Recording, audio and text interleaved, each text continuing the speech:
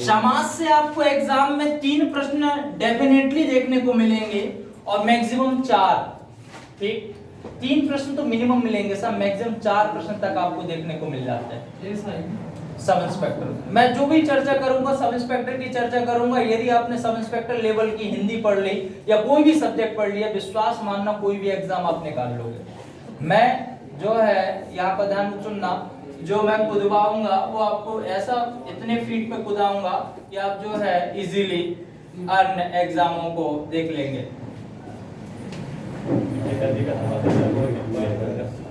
तो मैंने आपको बतला दिया कि साहब 3 प्रश्न आपको देखने को मिल जाएंगे। यहाँ पर प्रश्न पूछने का तरीका क्या रहता है, तो ध्यान से सुनना। यहाँ पर 3 प्रकार से प्रश्न पूछे जा सकते हैं। एक तो पूछेगा कि साहब इसकी परिभाषा से, एक प्रश्न पूछेगा इसकी परिभाषा से। दूसरा जो प्रश्न पूछने का प्रयास करेगा वो पूछेगा कि साहब पहचान से। और तीसरा जो है इसका प्रश्न पूछने का तरीका है वो पूछा जा सकता है कि साहब समाज के कितने प्रकार होते हैं, बहुब्री समाज के कितने प्रकार होते हैं, और यहाँ पर द्वंद्व समाज के कितने प्रकार होते हैं, अव्ययी भाव समाज के कितने प्रकार होते हैं। अर्थात यहाँ पर उसके हम बात कर सकते हैं कि साहब उसकी ढांचा से भी प्रश्न पूछे जा सकते हैं। तो 3 प्रकार के प्रश्न पूछे जाते हैं और सर्वाधिक मैंने प्रश्न देखे हैं पहचान से, क्योंकि ये तो घिस पिट गए साहब। जिस समाज का प्रथम पद प्रधान तथा द्वितीय पद गौण होता है उसे क्या बोलते हैं, जिस समाज का दोनों के दोनों पद प्रधान होते हैं उसे क्या बोलते हैं, जिस समाज का द्वितीय पद प्रधान होता है उसे क्या बोलते हैं, और जिस समाज के दोनों पद गौण होते हैं उसे क्या बोलते हैं। पहला पॉइंट आता है कि साहब प्रधान और गौण क्या, उस पर अपन चर्चा करते हैं। तो परिभाषाओं से प्रश्न पूछा जाता है और लोग रट लेते हैं। पहचान एक ऐसी चीज है जहां से आपको जो है बहुत से एग्जाम्पल मिल जाएंगे और उसमें कंसेप्ट यदि आप थोड़ी पकड़ना सीख गए तो पहचान से प्रश्न इसीलिए पूछे जाते हैं। और प्लस इसके ढांचा से मैंने आपको बतलाया कि साहब ढांचा से प्रकार पूछे जा सकते हैं। कि मैंने बोला कि साहब बतलाओ कामता प्रसाद गुरु के अनुसार समाज के कितने भेद है, तो बोलेंगे कि साहब 4। ठीक, पूछा जाएगा कि साहब बताओ रचना और बनावट के आधार पर समानता समाज के कितने भेद है, तो 4 ही हैं। अर्थ के आधार पर समाज के कितने भेद है, तो 6 है, 6। और एक और प्रश्न पूछा जा सकता है कि साहब यहाँ पर सामान्यतः ये बतलाइए कि आविर्भाव समाज के कितने भेद हैं। तो अव्ययी या अव्ययी आपने सुना है जो नाम, तो उसके 2 भेद होते हैं, नाम पद पूर्व और नाम पद पूर्व और अव्यय पद पूर्व, 2 प्रकार होते हैं साहब। ठीक, और द्वंद्व के कितने हैं, तो 3 हैं। इस पे अपन एक एक करके चर्चा करेंगे। तो इतरेतर है और समाहार है और एक और कहलाता है वैकल्पिक या विकल्पात्मक। ठीक, तो ऐसे इसके भेदों पर अर्थात उसके ढांचागत आधार पर प्रश्न पूछे जाएंगे। तो हम चर्चा कर रहे हैं समास। तो समास की प्रकृति कहां से आई है और समास है तो है क्या, इसके बारे में अपन चर्चा करते हैं साहब। ध्यान से सुनना, समास क्या है और इसकी उपयोगिता क्यों आई है। तो समास का अर्थ होता है साहब, इसका यदि मैं शाब्दिक अर्थ की बात करता हूं तो इसका शाब्दिक अर्थ बतलाया गया सब संक्षेप करना, संक्षिप्तीकरण करना या संक्षेप करना। जब मैं कोई बड़ी बड़ी बात ना कहकर एक छोटे से शब्द में ही काम यहाँ पर चला दूं उसे बोलते हैं साहब, वो वहां पर समास का प्रयोग किया गया है। ठीक, मैंने बोला तो वह देखो घोड़े पर सवार व्यक्ति जा रहा है, तो आप बोलोगे कि साहब वह देखो घोड़े पर सवार व्यक्ति की जगह आप घुड़सवार का भी प्रयोग कर दो तो भी काम चल जाएगा। अर्थात जब बड़ी बड़ी बातों को संक्षिप्त उसी बात में कर दिया जाए उसे बोलते हैं साहब समास। मैंने बोला वह देखो पीत है अंबर जिसका आ रहा है, तो आप बोलोगे कि सर पीत है अंबर जिसका आ रहा है, आप सीधा का सीधा बोलो पीतांबर आ रहे हैं। ठीक, मैंने बोला वह देखो राजा का कुमार आ रहा है, तो आप बोलोगे साहब राजकुमार शब्द से भी आपका राजा का कुमार ना बोलकर राजकुमार शब्द को।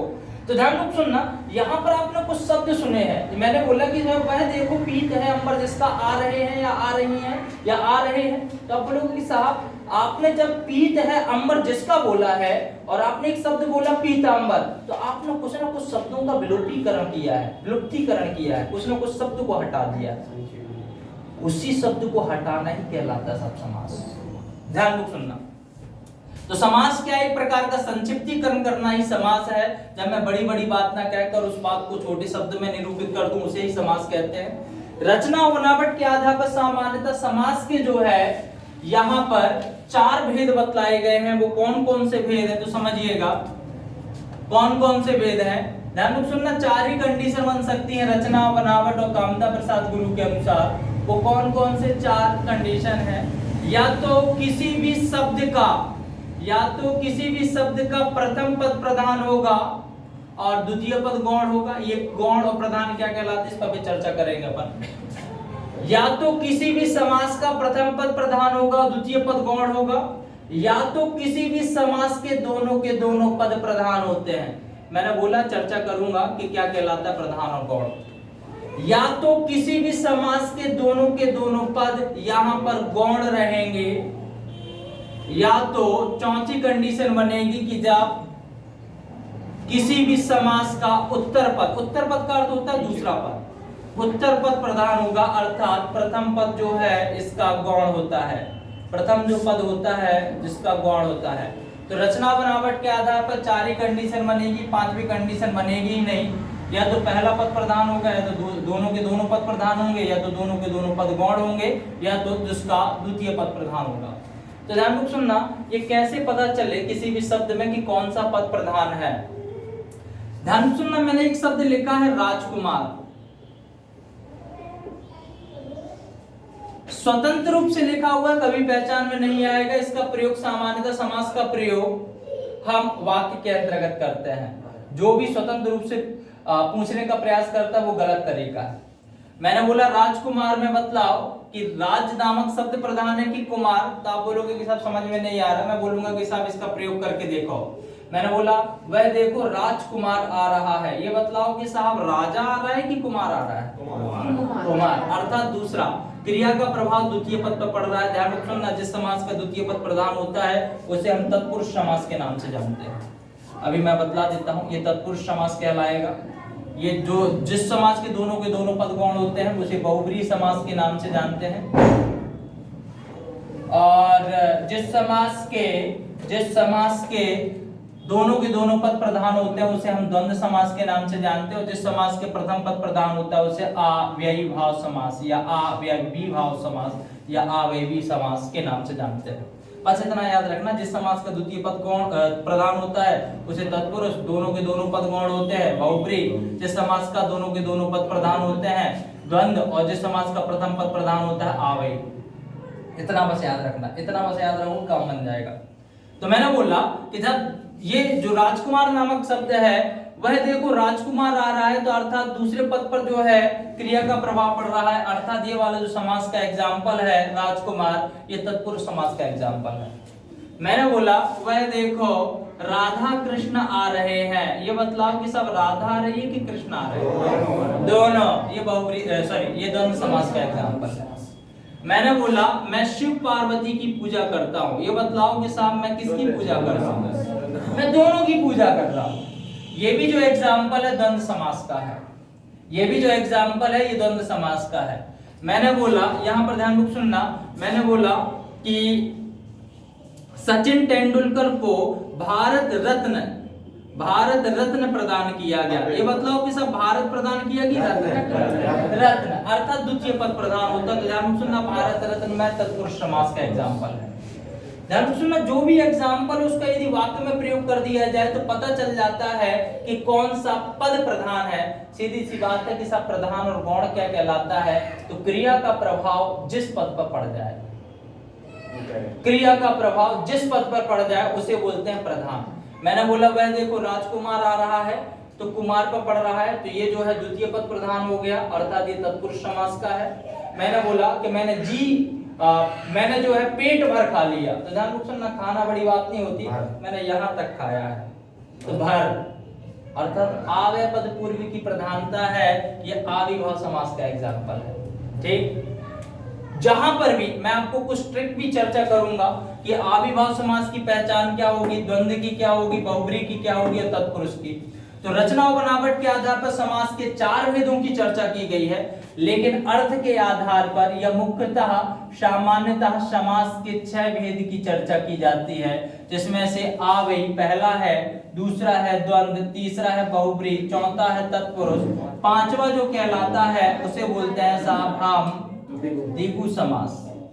ये तत्पुरुष समास का ही भेद है, द्विगु समास कहलाता है, ये भी तत्पुरुष समास का ही भेद है, और इस पद का भी द्वितीय पद ही प्रधान होगा, लेकिन आगे वाले पद में सामान्यतः एक संख्यावाची विशेषण का प्रयोग किया जाता है। मैंने बोला मैंने षड्रस पिया, क्या पिया साहब मैंने रस पिया, लेकिन उसकी विशेषता है कि उसमें 6 तत्व मिलाए गए हैं। समझना, अरे पिया तो मैंने रस ही है ना, 6 को थोड़ी ना पी लिया, मैंने रस पिया है, लेकिन उस रस की क्या प्रधानता है, उसमें 6 तत्व मिलाए गए हैं, इसीलिए उसको द्विगु समास बोलते हैं। ध्यान सुनो, जिस समास का द्वितीय पद ही प्रधान हो लेकिन आगे एक संख्यावाची विशेषण का प्रयोग किया जाए। जिस समास का द्वितीय पद प्रधान होता है लेकिन आगे एक संख्यावाची विशेषण का प्रयोग किया जाता है, उसे बोलते हैं द्विगु समास।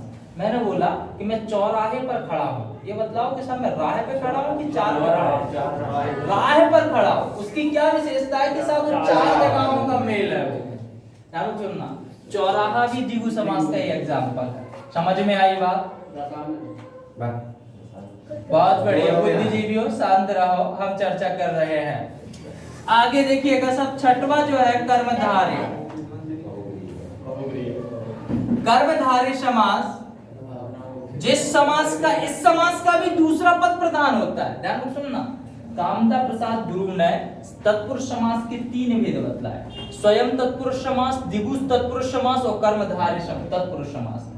कामता प्रसाद गुरु ने तत्पुरुष समास के 3 भेद बतलाए, और तत्पुरुष समास की विशेषता होती है जिस समास का द्वितीय पद प्रधान हो, उसे बोलते हैं साहब हम तत्पुरुष समास।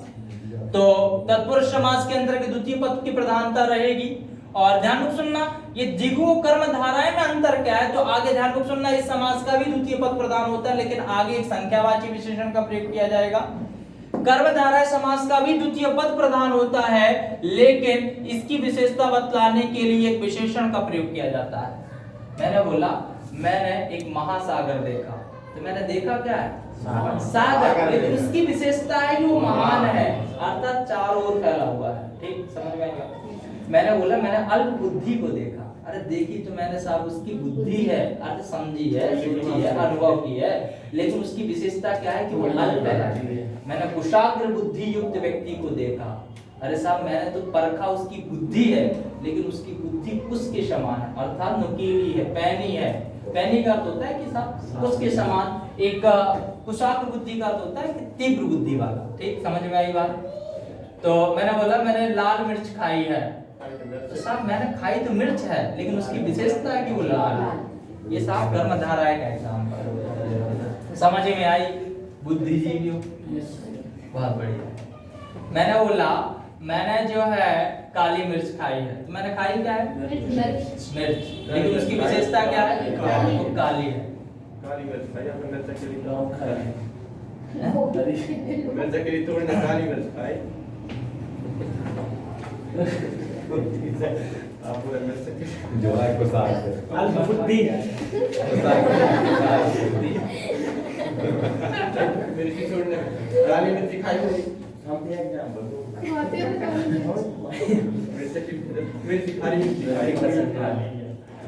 समझ में आई बात? चल अपन एक एक करके चर्चा कर लेते हैं। तो मैंने ये अभी थोड़ी रूपरेखा बतला दी।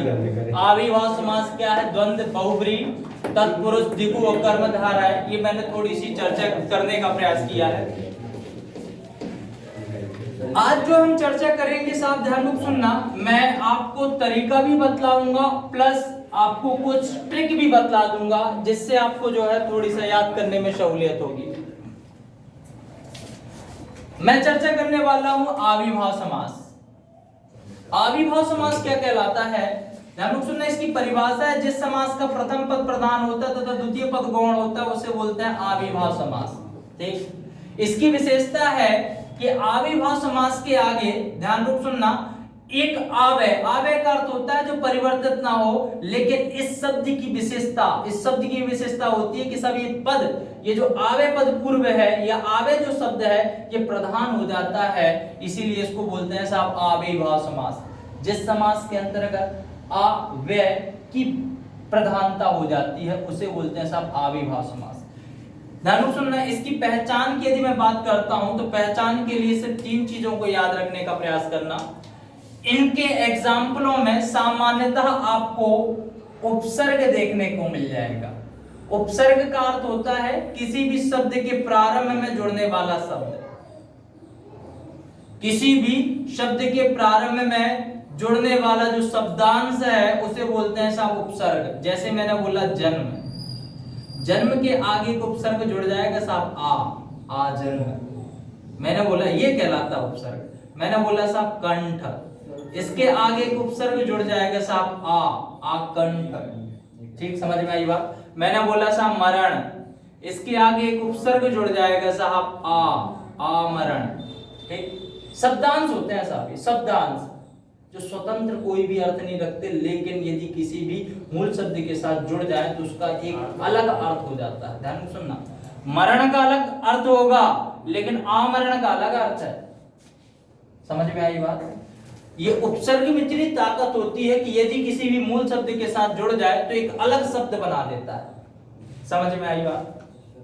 तो जहां पर भी आपको उपसर्ग देखने को मिल जाए समझ जाना कि साहब यहाँ पर आविभाव समास है। यदि मैं यहां पर बोलता हूं साहब अति उत्तम, यहां पर अति नामक एक उपसर्ग है, उत्तम मूल शब्द है, उत्तम मूल शब्द है, इसीलिए मैंने यण से संधि पर चर्चा की थी। मैंने यहां पर लिखा प्रत्याघात, यहां पर ध्यान सुनना मूल शब्द आघात है, लेकिन यहां पर उपसर्ग है सब प्रति, यहां पर भी उपसर्ग है। समझ में आई बात। यहां पर मैंने बोला साहब अत्यंत, यहां पर भी उपसर्ग है साहब अति, अंत मूल शब्द है। समझ में आई बात। जहां पर भी आपको उपसर्ग देखने को मिल जाए समझ जाना आविभाव समास है। समझ में आई बात। और भी देख लो, जैसे मैंने बोला यहां पर बेधड़क, बेधड़क, धड़क एक मूल शब्द है, बे जो है एक प्रकार का उपसर्ग है, बे एक प्रकार का उपसर्ग है। मैं यहां पर बोलता हूं भरपेट, ध्यान सुनना, पेट एक तो अपन कह सकते हैं शब्द है, लेकिन भर नामक एक होता है साहब जिसे बोलते हैं उपसर्ग, या एक प्रकार का शब्दांश है। जैसे भरसक, भरपेट। ठीक, तो ये जो भर नामक एक प्रकार का उपसर्ग होता है, तो जहां पर भी आपको उपसर्ग देखने को मिल जाए समझ जाना कि आविभाव समास है। दूसरा यदि मैं चर्चा करूं, इसकी मैं सिर्फ 3 चीजें बतलाऊंगा, उससे आपको याद हो जाएगा। एक तो आपको कहीं पर भी किसी भी शब्द में उपसर्ग देखने को मिल जाए। दूसरा मैं आपको बतलाऊंगा कि साहब जहां पर भी आप यथा से संबंधित एग्जाम्पल, यथा भी एक प्रकार का क्या है, आव्यय पद पूर्व है, यथा भी एक प्रकार का आव्यय पद पूर्व है, जहां पर भी यथा से संबंधित एग्जाम्पल मिल जाए। जैसे कि यथा साध्य, यथा साध्य, यथा शक्ति, यथा भक्ति। ठीक,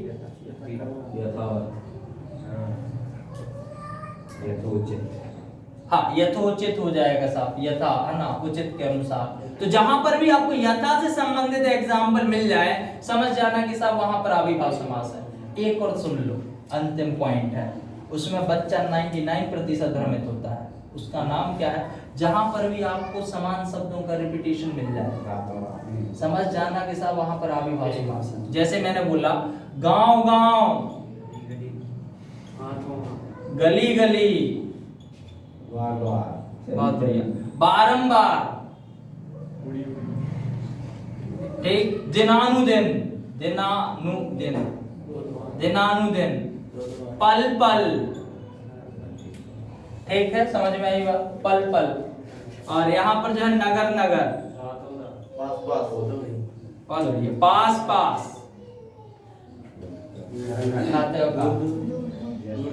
दूर दूर। ठीक है, जहां पर भी आपको पुनरावृत्ति से संबंधित एग्जाम्पल मिल जाए समझ जाना कि आविभाव समास। रातों रात है ना, कई एग्जाम्पल, कई example, a lot of example, a lot of। तो जहां पर भी आपको जो है 3 चीज याद रखना, उपसर्ग, यथा और पुनरावृत्ति से संबंधित एग्जाम्पल, अर्थात वहां पर समझ जाना आविभाव समास है। इतनी सी चीज आपको याद रखनी है। समझ में आई बात? ठीक, बहुत बढ़िया। इसके प्रकार की और चर्चा मैं कर दूं तो प्रकार इसके 2 हैं, याद बस कर लो। हालांकि प्रकार इसके 2 हैं। कौन कौन से प्रकार हैं? यदि मैं आविभाव समास के प्रकार की बात करता हूं तो 2 प्रकार की चर्चा की गई है। एक कहलाता है अव्यय पद पूर्व, अव्यय पद पूर्व। अर्थात अव्यय पद पूर्व का अर्थ होता है कि जैसे यथा, आवे पद पूर्व का अर्थ होता है जिस पर लिंग वचन कारक का प्रभाव न पड़े। ध्यान से सुनना, यथा को स्त्रीलिंग के संदर्भ में प्रयोग करो या पुल्लिंग के संदर्भ में, यथा यथा ही रहेगा। ऐसा नहीं होगा कि स्त्रीलिंग में करोगे तो यथी हो जाएगा और पुल्लिंग में करोगे तो यथा ही रहेगा, नहीं। जिन शब्दों पर लिंग वचन कारक का प्रभाव ना पड़े उसे बोलते हैं सब आवे। समझ में आई बात? अरे समझ में आई बात? जैसे मैंने बोला यहाँ पर कब, ध्यान सुनना, मैंने बोला कि रोहन कब जा रहा है, अब मैं बोलूंगा कि साहब सारिणी कभी जा रही है, ऐसा नहीं होगा, वो कभी रहेगा। समझ में आएगा? जिन शब्दों पर लिंग वचन कारक का प्रभाव ना पड़े उसे बोलते हैं आवे। तो यहाँ पर जो भी एग्जाम्पल आपको देखने को मिलेंगे आवे पद पूर्व, और ध्यान बुक सुनना, आवे पद पूर्व के अंतर्गत आपको उपसर्ग और यथा को याद करना है। उपसर्ग और यथा आवे पद पूर्व के एग्जाम्पल है, और दूसरा कहलाता है साहब जिसे बोलते हैं नाम पद पूर्व। नाम पद पूर्व का अर्थ होता है जो यहाँ पर नाम लिखा हुआ था उसी का रिपीटेशन एक बार और हो जाए, उसे बोलते हैं नाम पद पूर्व। गांव गांव, गली गली, बारंबार, दिनानुदिन, पल पल, नगर नगर, पास पास, बारंबार। ये भी दो प्रकार के ना, आप व्रत और पुनरुक्ति। हाँ, लेकिन इसको जो है आपको सिर्फ दो ही, इतना ही कंटेंट याद करना है कि आवे पद पूर्व के कितने भेद हैं, 2 भेद हैं। ठीक, आवे पद पूर्व और नाम पद पूर्व, इतना ही डिटेल याद रखो। ठीक, बाकी होते हैं लेकिन आपको सिर्फ इतने ही याद रखना। समझ में आई बात? अरे आएगी।